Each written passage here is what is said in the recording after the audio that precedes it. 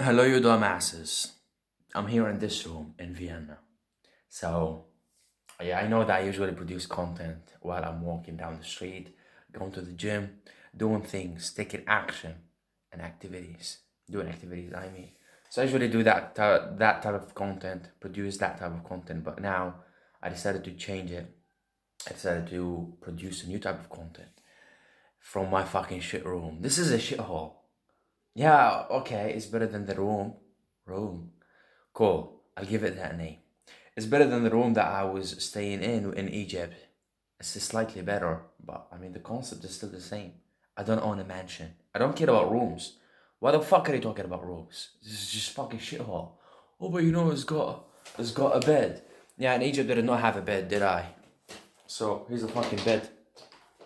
Everything is documented. The future billionaire's life is documented. Everything. Why am I documenting all this shit? Because I just realized how poor I was when I was in fucking Syria. I mean, I rarely talked about it. I genuinely did not talk about it on my YouTube channel, but here in this video, I'm gonna talk about it.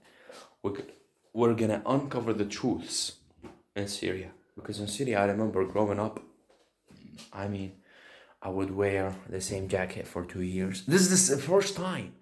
This is the first time I talked about this shit. But before that, I'm gonna show you how big this room is. So here you can see the door. Yeah, you can see the door. And yeah, crumpy as usual.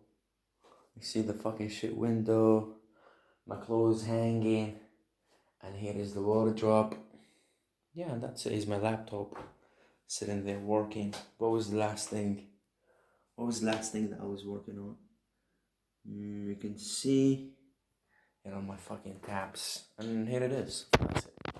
So I'm gonna give you a more stable view of my beautiful face so you can see me clearly, so I can communicate well. So I'm gonna put it this way and start talking. Yes, the kids, yes, dumbasses. So, talking about Syria and life there, it was super fucking painful because I rarely talked about that on my YouTube channel because I almost forgot about my experiences in Syria. And my experiences, yeah, okay, cool. I usually produce this type of content where I'm doing things, I'm talking about mindset, I'm talking about grinding, I'm talking about the future, the future, the future. I kept talking about the new perceived version of reality, and I almost forgot about the previous version of reality that I came from. When's the last time I talked about my experiences in Syria? Because, I mean, there's two reasons. Yeah, there are two reasons for that. First reason is that I don't talk to Syrian people about my previous experiences. The second thing is, I genuinely do not think anybody on this planet cares. But here, for my own selfish interest, I'm gonna talk about it on this fucking channel. So, starting with my childhood, I was raised in a small fucking town. It was not even the city. It was like housing specialized for people in the military, soldiers, and officers, army officers. So my dad was an army officer, so we stayed there in this fucking housing. It was, I mean, when I say housing, do not imagine buildings or private mansions and this kind of shit. Even, yeah, I mean, it was for the military side of things, but it was not luxurious at all. Uh, Back in the game, you dumbasses. Anyway, someone just came in, so I had to check on them. And now back in the game. So we're talking about the housing that I was raised in. It was super fucking humble. And even wood houses. I mean, made of wood. Wooden houses. This is the kind of fucking environment I grew up in. So I stayed there in a city called Al Qutaifa. I stayed there till the age of 10. And I mean, on the age of 10, I was on the 5th grade in fucking primary school. Then we moved to the city, right? It was, I mean, in the suburbs of Damascus. So we moved to another fucking city called Sahnaya, and then we lived there till I lived there till the age of 17, because at the age of 17 I decided to fucking leave the shithole of hole, leave the entire Syrian borders, the entire Syrian lands, and across the Mediterranean Sea. I did not even have the plan to cross the Mediterranean Mediterranean Sea specifically. But I knew that I needed to escape, and that was it. Someone's gonna comment negatively about me. Well, did you fucking care? Oh, take the rubbish. I did not leave. Fuck off. Anyway, forget that. Talking about my experiences in Syria, so at the age of 17 I decided to leave. But during my adulthood, during my life, I never ever went to a restaurant, or I've never been in a restaurant with my family members. Ever! That was like an imaginary scenario that that was never, about to happen at all. So that is the environment that I grew up in. We never went to restaurants. We never went to luxurious places, I grew up in an environment where my cousins from my mother's side were richer than us. So their father was rich. He was like a mafia boss, their father was working for Hezbollah side of things, and they were from another sectarian or religious sect, and things were super fucking complicated. So they were richer than us, and they went to places, they went to fucking restaurants, they were talking about restaurants, talking about going to malls and spending good times and having good times. And I literally envied them. So why can't I live that existence? At the time, this kind of new version of reality that I view now, that I talk about now on my casual videos on this channel, when I talk about private jets, super yachts, traveling the world, and being absolutely free, supercars. I did not even view that in my childhood, in my upbringing. So during my upbringing, I was comparing myself to my cousins and to my friends, to the people around me. So that's exactly what happened. I kept comparing myself to my cousins, and I have to go quickly through the fucking points because I've got so many things to talk about on my mind. I still have 10 minutes left. So talking about my cousins and this kind of shit, they were richer than me, and I envied them for a long time. And they were flexing on me all the time, because even when we would visit specifically on Eid days, and Eid days, someone get Eid. Muslim people know exactly what I'm talking about. So they would get big Eids from their family, from their father, from other fucking rich uncles. And my small Eid did not allow me to buy chips, to buy biscuits, to buy ice cream, because they were richer than me. I was poor, and that is the thing that pissed me off the most about life. Yeah, I was super poor, especially in high school, I remember. Also in primary school, I kept wearing the same fucking jacket over and over again, the same pajamas. I remember, I had a specific type of, it was not even a shirt, it was what is that? What is the specific word that I'm looking for? It was a sweater. Yeah, exactly. Shirt. Yeah, sweater. I'll have to look that up. Anyway, so that kind of shit. I had, piece of clothing. I kept wearing it for not even 4 or 5 years, I remember. And its color was gray. And I still remember that. My cousins would mock me because of it. And that was it. In high school, I kept wearing the same shoes over and over again. The same shoes, I remember. Whole fucking term. I kept wearing the same shoes for 2 continuous terms, and lots of fucking friends commented on that, and they criticized me heavily, and they laughed at me behind my back. And to me at the time, it was a big deal. To me, at the time, yeah, it was a big deal because I cared about people's opinions. Now I'm at the top of the fucking mountain. I don't give a fuck about the peasants around me, because I know that I perceive the world differently, and there is a new version of reality that's about to be created by the endless pain and difficulty that I'm prepared to go through. So, talking about the people around me, specifically these fucking high school dorks, I would wear the same shoes, same jacket, even I would have a haircut once every 2 months. Every 2 months I'd have a haircut. And I could not afford a haircut. It was not, usual for me to have a haircut, because to the age of 11, my mom would cut my hair in the shower room, and that was it. I remember all that, and this is super painful to go through. and I have to talk about it in details. Right. Talking about my experiences, I did not have the food that I wanted to eat. I was hungry most of the times. And even when I was full with food that I did not like. I ate falafel for a long time, for most of my fucking existence in Syria. I could not eat shawarma, I could not eat kebabs, I could not eat, meaty food at all. I could not afford it. And for us to have, I mean, a meal that had some meat in it was a luxurious experience. Oh, today we're gonna do Mindi with some chicken on it. Not even meat, the meat that you imagine, chicken meat. That was it. Oh, some chicken on it. Oh, it was a big deal to us. We felt happy because today is a Mindi day. You don't understand. You don't understand, you dickheads. To you, oh, okay.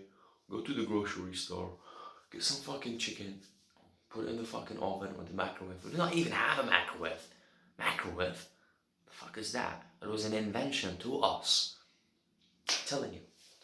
And we were super cold for a long period of time in Syria, and specifically I wrote about it. I just wrote about it on my fucking notes. So I was describing that the whole environment in which I would do my homework, my school homework, was not lit because we did not have electricity for 18 hours a day. Imagine that in your fucking day, you only get 6 hours of electricity, and 2 of them are in the middle of the night where you're not even awake. Isn't that crazy? Well, it absolutely is. So I would do my homework under candles, under LED lights, under flash. I mean, the flash. What do you call that? The smartphone flashlight, and also under oil lamps. This is the craziest thing. Oil lamps. Who the fuck uses them? I thought they got instinct 2 centuries ago, and I still use them a few years ago to do much, to have better visibility, and in order for me to be able to write and read things on my fucking notepad. And these kind of fucking curriculum books that we had from the school, and that was it. That was it. So we were cold. We did not have gas. We had something like the gas. What do you call that? The air. The air. It starts with, not the type of gasoline thing, but diesel air heater. Do you know that? Not the kind of one that you imagine, because we're still living in 2 centuries ago. Literally, it was a diesel heater and have air and this kind of shit, and it needed diesel. And from the government, they only gave us subsidized diesel. I mean, a few amount of liters. It was 60 liters per year. You don't understand, you dickhead. So 60 liters of diesel? You don't understand because you're not living in Syria. 60 liters is not enough. 60 liters in a year were consumed in fucking 2 months. And you have winter, the weather in Syria is super fucking cold. We're not talking about the coastal side, we're talking about the Damascus side. You see, so it was a big deal for us. For almost 7, 8 months during the year, you need this kind of diesel heater. And we did not have diesel for it because the subsidized, it was cheap, but also on the black market we could not buy gasoline because it was super expensive for us to buy, and we could not afford it. This is the point.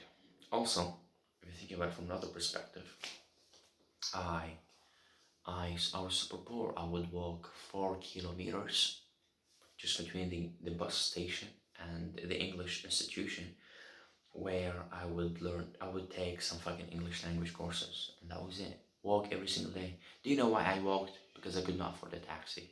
A taxi to us was a luxurious experience. Oh, we're taking a taxi? Why? We just, do you sleep on water? Not even water. Or when someone from our family would take a taxi. Oh, do you think money grows on the trees? Money does not grow on trees. But it's super crazy. We literally went through all that. I looked at other people and was envious of them. I could not tolerate the pain in my mind. And I got introduced to the concept of wealth, to the concept of supercars, to the concept of money. I mean, initially, after I finished baccalaureate, I was 17, yeah, I just finished baccalaureate. I did pretty well. I spent 13 years dedicating myself to school, and now I'm with nothing. I have no legacy. I'm not making any serious income. Or I was making zero income. So fuck that life. I went through all of it, did it regardless. I did not quit. I used public transportation most of the times because I could not afford a private taxi or a private car for rent.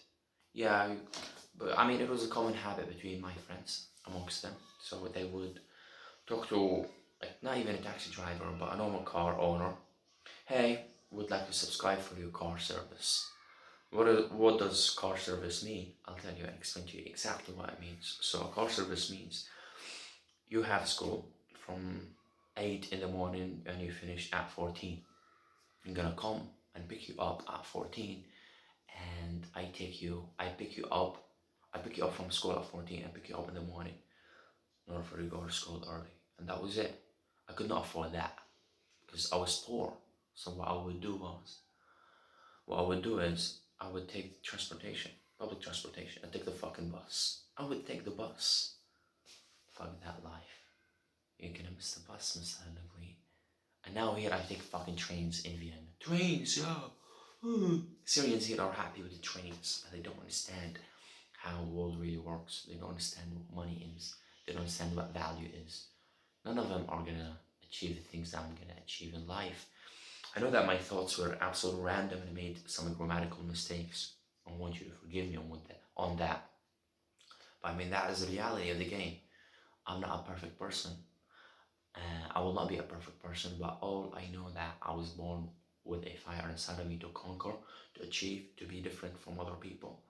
Because I knew that I was born with this kind of instilled duty on my bloodline, because from my fucking last name, which is something that I'm proud of.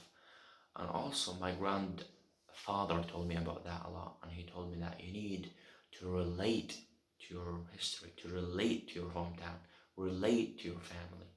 And this is something that I absolutely regret now, because I mean, it's been how many months or even years? It's been almost 2 years, and I forgot about Syria.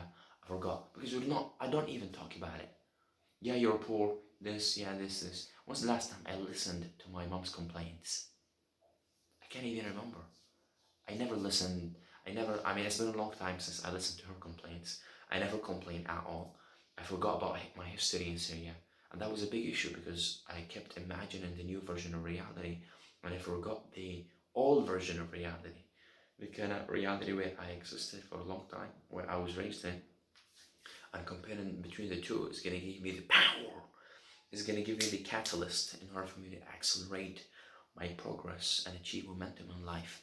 And that was it.